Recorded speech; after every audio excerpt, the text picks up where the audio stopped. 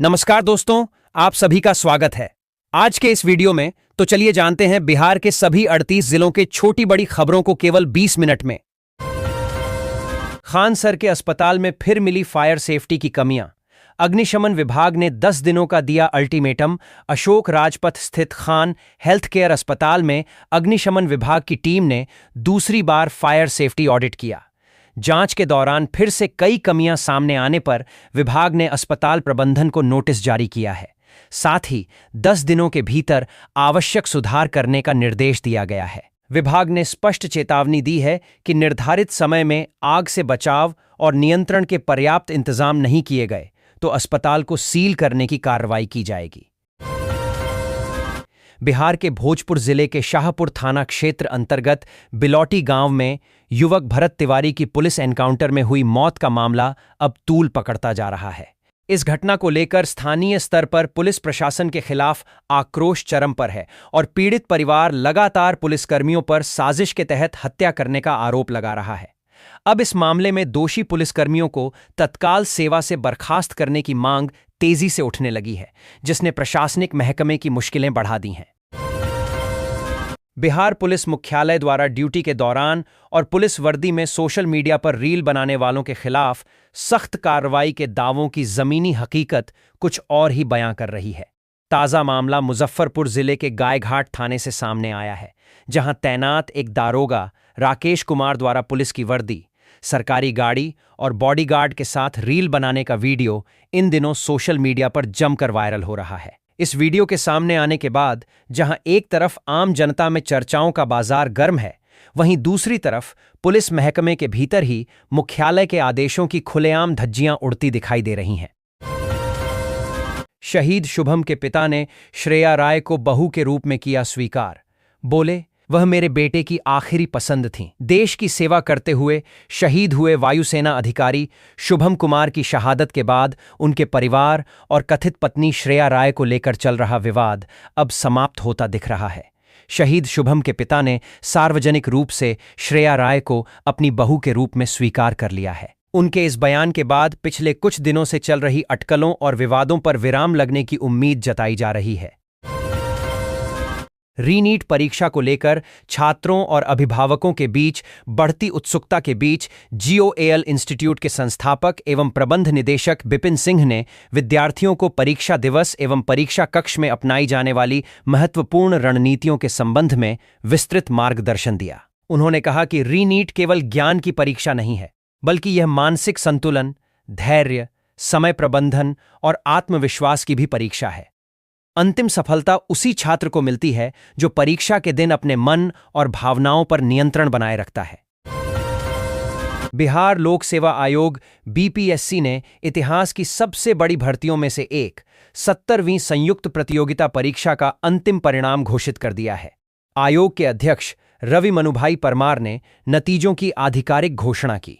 इस परीक्षा में श्रद्धा पांडे ने कुल 593 अंक प्राप्त कर पूरे राज्य में प्रथम स्थान फर्स्ट रैंक हासिल किया है। वहीं शशांक गौरव 592 अंकों के साथ दूसरे स्थान सेकंड रैंक पर और आयुष बिजॉय भी 592 अंक लाकर तीसरे स्थान थर्ड रैंक पर रहे।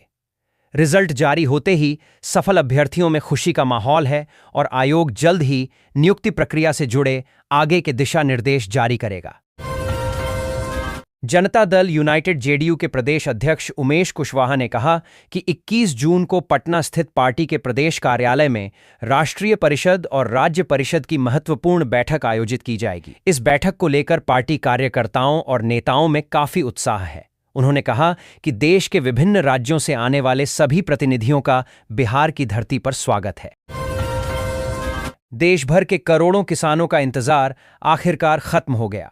प्रधानमंत्री नरेंद्र मोदी ने शुक्रवार 20 जून 2026 को पश्चिम बंगाल के हुगली से प्रधानमंत्री किसान सम्मान निधि PMKISAN योजना की 23वीं किस्त जारी कर दी। इस दौरान 9.44 करोड़ से अधिक पात्र किसानों के बैंक खातों में डायरेक्ट बेनिफिट ट्रांसफर DBT के माध्यम से 2-2 हजार रुपये भेजे गए। केंद्र सरकार ने इस किस्त के तहत कुल 18,800 करोड़ रुपए से अधिक की राशि किसानों के खातों में हस्तांतरित की। बिहार लोक सेवा आयोग बीपीएससी ने 70वीं संयुक्त प्रतियोगिता परीक्षा का अंतिम परिणाम जारी कर दिया है। आयोग के अध्यक्ष रवि मनुभाई परमार ने रिजल्ट की आधिकारिक घोषणा की।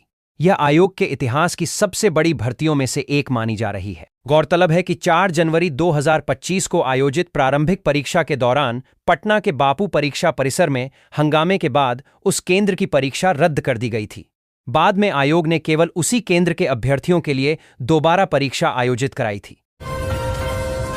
बिहार में अब सरकारी योजनाओं के लिए जमीन का इंतजाम करना आसान और तेज हो जाएगा। बिहार सरकार ने प्रशासनिक प्रक्रियाओं को छोटा करने और विकास के कामों में तेजी लाने के लिए एक बड़ा फैसला लिया है। नए नियमों के तहत अब अलग अलग सरकारी विभागों को मुफ्त या परमानेंट तौर पर जमीन ट्रांसफर करने के लिए डीएम और कमिश्नर के अधिकारों का दायरा काफी बढ़ा दिया गया है। राजस्व एवं भूमि सुधार विभाग ने इसका ऑफिशियल लेटर भी जारी कर दिया है। इस फैसले से अब छोटी फाइलों को बार बार पटना भेजने की जरूरत नहीं होगी। पश्चिमी चंपारण जिले का सबसे बड़ा सरकारी अस्पताल जीएमसीएच गवर्नमेंट मेडिकल कॉलेज एवं अस्पताल एक बार फिर विवादों में घिर गया है। अस्पताल में मरीजों की लगातार हो रही संदिग्ध मौतों और चिकित्सकीय लापरवाही के आरोपों के बीच अब परिजनों एवं पत्रकारों के साथ दुर्व्यवहार का गंभीर मामला सामने आया है। मिली जानकारी के अनुसार अस्पताल में भर्ती एक मरीज की मौत के बाद परिजनों ने जूनियर डॉक्टरों पर इलाज में लापरवाही बरतने का आरोप लगाया। इसको लेकर अस्पताल परिसर में तनाव की स्थिति उत्पन्न हो गई। गयाजी के प्रभावती अस्पताल से स्वास्थ्य व्यवस्था को कटघरे में खड़ा करने वाला एक बेहद गंभीर मामला सामने आया है।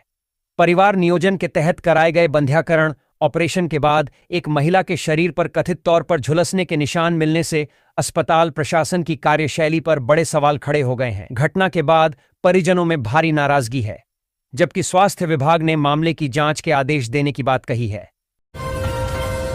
पर्यटन विभाग की विश्वस्तरीय सुविधाओं से लैस कैरावन बस पर्यटकों के बीच लोकप्रिय हो रही है। पर्यटक कैरावैन के जरिए बिहार के विभिन्न पर्यटक स्थलों के अलावा पड़ोसी देशों का भ्रमण कर आनंद उठा रहे हैं। विभाग के अनुसार बस के जरिए पर्यटक नेपाल, काठमांडू, पोखरा समेत कई पर्यटन स्थलों का भ्रमण कर रहे हैं। पर्यटकों के लिए विशेष अपटना दर्शन पैकेज शुरू किया है। इस लग्जरी कैरावैन के जरिए पर्यटक शहर के ऐतिहासिक, धार्मिक और सांस्कृतिक स्थलों के साथ गंगा में स्पीड बोट राइड का भी आनंद ले सकेंगे। भोजपुर जिले के भरत तिवारी एनकाउंटर मामले ने अब एक नया और बड़ा मोड़ ले लिया है। इस घटना से जुड़े कुछ वीडियो सोशल मीडिया पर सामने आए हैं, जिसके बाद पुलिस की इस कार्रवाई की सच्चाई और पारदर्शिता पर गंभीर सवाल उठने लगे हैं। जदयू सांसद संजय झा ने कहा है कि जो वीडियो सामने आया है वह पुलिसिया कार्रवाई पर संदेह पैदा करता है। झारखंड राज्यसभा चुनाव परिणाम के बाद बिहार की राजनीति में एक बार फिर बयानबाजी का पारा चढ़ गया है। निर्दलीय सांसद पप्पू यादव ने नेता प्रतिपक्ष तेजस्वी यादव पर तीखा राजनीतिक हमला बोलते हुए कई गंभीर आरोप लगाए हैं। उनके बयान ने न सिर्फ सियासी गलियारों में हलचल पैदा कर दी है, बल्कि महागठबंधन की अंदरूनी एकता पर भी सवाल खड़े कर दिए हैं। गोपालगंज में वाहन चोरी के मामलों के बीच पुलिस को बड़ी सफलता मिली है। महमदपुर थाना पुलिस ने कार्रवाई करते हुए एक अंतर्राज्यीय वाहन चोर गिरोह का पर्दाफाश किया है और गिरोह के 2 सक्रिय सदस्यों को गिरफ्तार किया है। पुलिस ने आरोपियों के कब्जे से 11 चोरी की मोटरसाइकिलें और 2 मोबाइल फोन बरामद किए हैं। शुरुआती जांच में सामने आया है कि गिरोह चोरी की बाइकों के फर्जी दस्तावेज और स्मार्ट कार्ड तैयार कर उन्हें असली बताकर बाजार में बेचता था। बिहार की राजनीति में लंबे समय तक सत्ता और सियासी रणनीतियों का केंद्र रहा 10 सर्कुलर रोड अब इतिहास बनने जा रहा है। करीब 2 दशक से अधिक समय तक लालू प्रसाद और उनके परिवार की राजनीतिक गतिविधियों का मुख्य ठिकाना रहा यह सरकारी आवास जल्द खाली हो जाएगा। इसके साथ ही राष्ट्रीय जनता दल राजद की राजनीति का नया केंद्र 39 हार्डिंग रोड बनने की तैयारी में है। बिहार के सरकारी स्कूलों में पढ़ने वाले लाखों छात्र छात्राओं को अब यूनिफॉर्म की राशि नहीं मिलेगी। शिक्षा विभाग ने पोशाक योजना में बड़ा बदलाव करने का निर्णय लिया है। अब तक छात्रों को पोशाक खरीदने के लिए डीबीटी डायरेक्ट बेनिफिट ट्रांसफर के माध्यम से पैसे दिए जाते थे, लेकिन एकेडमिक सेशन 2026-27 से नकद राशि के बजाय जीविका की ओर से तैयार वाले 2 सेट सिले सिलाए पोशाक उपलब्ध कराए जाएंगे। यात्रियों की सुविधा और बिहार राजस्थान के बीच बेहतर रेल संपर्क बहाल कराने के उद्देश्य से रेलवे ने दरभंगा और खातीपुरा जयपुर के बीच नई अमृत भारत एक्सप्रेस चलाने की घोषणा की है। इस ट्रेन का उद्घाटन रविवार को खातीपुरा से विशेष उद्घाटन स्पेशल ट्रेन चलाकर किया जाएगा, जबकि नियमित परिचालन 22 जून से खातीपुरा और 23 जून से दरभंगा से शुरू होगा। बिहार विशेष सशस्त्र पुलिस बीएसएपी 6 मुजफ्फरपुर परिसर में शनिवार को बुनियादी महिला प्रशिक्षुओं का भव्य दीक्षांत परेड समारोह आयोजित किया गया। इस ऐतिहासिक अवसर पर समस्तीपुर और सिवान जिले की 471 महिला प्रशिक्षुओं ने देश और राज्य की सेवा करने की गोपनीयता एवं कर्तव्यनिष्ठा की शपथ ली। पासिंग आउट परेड के साथ ही उनका 10 महीने का कठोर बुनियादी प्रशिक्षण भी सफलतापूर्वक संपन्न हो गया। इस गौरवपूर्ण क्षण को देखने पहुंचे परिजनों की आंखें खुशी से छलक उठीं और पूरा परिसर भारत माता की जय के नारों से गूंज उठा। राज्य के सभी 46 राजकीय पॉलिटेक्निक संस्थानों में पढ़ने वाले छात्र छात्राओं को बदलते रोजगार के बाजार के हिसाब से तैयार किया जाएगा। देश के साथ ही विदेश में भी युवा रोजगार हासिल कर सके, इसके लिए विज्ञान, प्रावैधिकी और तकनीकी शिक्षा विभाग ने पॉलिटेक्निक संस्थानों में अप्रेंटिसशिप प्रोग्राम को अनिवार्य करने का निर्देश दिया है। दौरम मधेपुरा रेलवे स्टेशन के समीप स्थित भिरखी रेलवे ढाला के पास शनिवार को शंटिंग के दौरान मालगाड़ी का पहिया पटरी से उतर गया। इस वजह से रेलवे ढाला करीब 5 घंटे तक बंद रहा। वहीं मधेपुरा पूर्णिया रेलखंड पर आवागमन भी काफी देर तक बाधित रहा। हालांकि राहत की बात यह रही कि किसी तरह का नुकसान नहीं हुआ। बिहार सरकार के हालिया प्रशासनिक फेरबदल ने सत्ता और प्रशासनिक गलियारों में नई चर्चाओं को जन्म दे दिया है।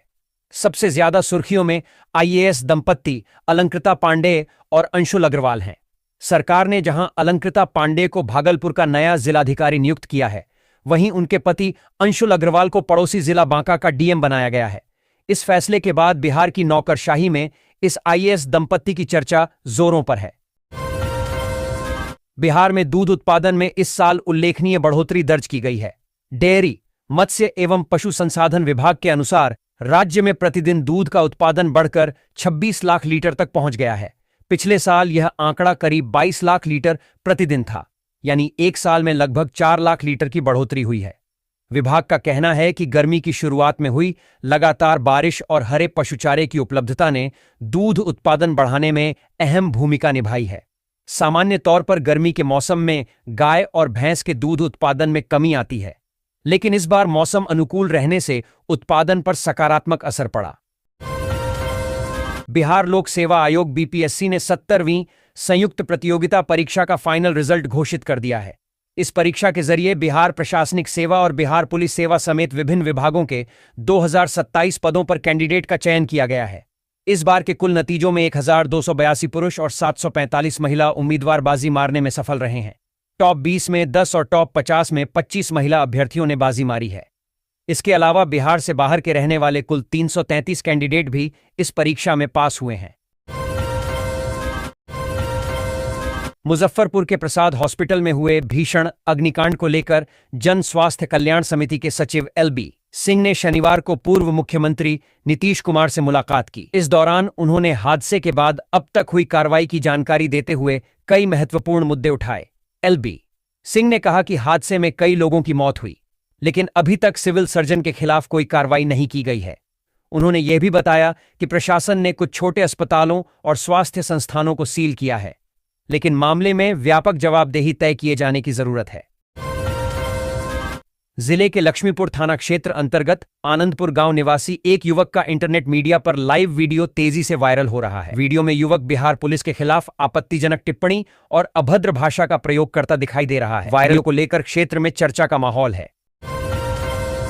बिहार विद्यालय परीक्षा समिति बीएसईबी में एक बड़े प्रशासनिक बदलाव के तहत भारतीय प्रशासनिक सेवा आईएएस के वरिष्ठ अधिकारी डॉक्टर त्यागराजन एसएम ने समिति के नए अध्यक्ष के रूप में अपना पदभार ग्रहण कर लिया है।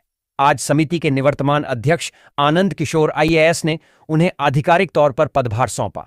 इस खास मौके पर बिहार बोर्ड के तमाम वरीय पदाधिकारी, कर्मचारी और सेवाकर्मी मुख्य रूप से मौजूद रहे, जिन्होंने नए अध्यक्ष का स्वागत किया और निवर्तमान अध्यक्ष को विदाई दी।